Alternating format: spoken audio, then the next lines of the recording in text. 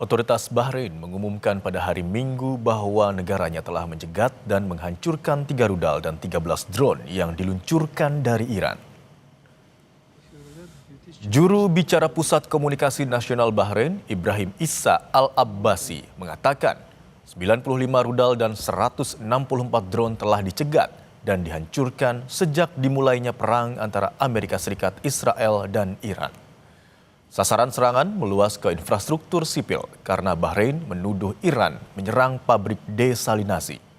Pabrik-pabrik itu sangat penting untuk air minum negara-negara Teluk dan untuk ribuan pelancong yang kini terdampar di sana.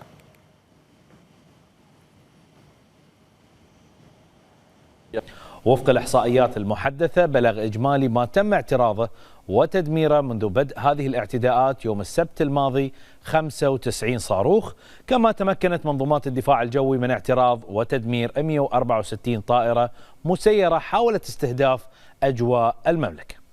وتشير المقارنة مع آخر تحديث صادر عن قوة دفاع البحرين، إلا أن خلال الساعات الماضية تم ولله الحمد اعتراض وتدمير 3 صواريخ و13 طائرة مسيرة.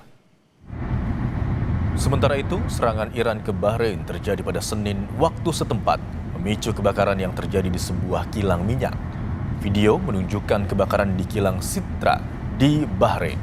Kantor berita pemerintah Bahrain kemudian menerbitkan laporan yang menyebut kebakaran terjadi akibat agresi Iran yang menargetkan fasilitas di Ma'amir dengan kerusakan material, tetapi tidak ada korban jiwa.